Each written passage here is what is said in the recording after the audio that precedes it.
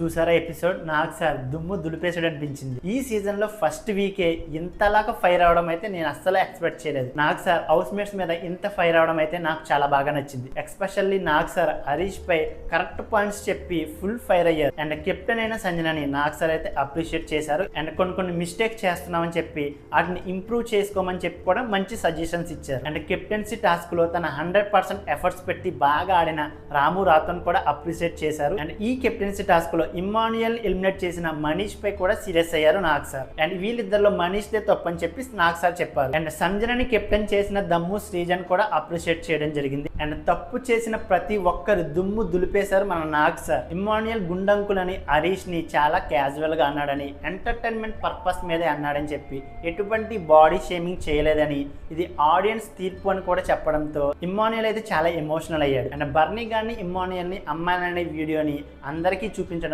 అందరూ అయితే షాక్ అయ్యారు. అండ్ ఈ విషయం మీద హరీష్ మీద అయితే నాగ్ సార్ అయితే ఫుల్ ఫైర్ అయ్యారు. అండ్ ఈ విషయం కోసం నాగ్ సార్ ని క్వశ్చన్ చేసిన హరీష్ కి అయితే దుమ్ము దులిపేసేలా సమాధానం చెప్పారు నాగ్ సార్. ఇటువంటి ఫైరింగ్ ఈ సీజన్ స్టార్టింగ్ లోనైతే నేనైతే అస్సలు ఎక్స్పెక్ట్ చేయలేదు. నాగ్ సార్ నుంచి ఇదే ఫైర్ ప్రతి వీక్ లో ఉంటే ఖచ్చితంగా ఈ సీజన్ హిట్ అవుతుంది. ఈ ఎపిసోడ్ మాత్రం ఫుల్ ఫైర్ గా నడిచింది. నాగ్ సార్ హరీష్ మీద ఫైర్ అవడం మీద మీకేమనిపించిందో వీడియోని లైక్ చేసి కామెంట్ చేయండి. మన ఛానల్ని ఎవరైనా సబ్స్క్రైబ్ చేసుకోకపోతే ఇప్పుడే సబ్స్క్రైబ్ చేసుకోండి.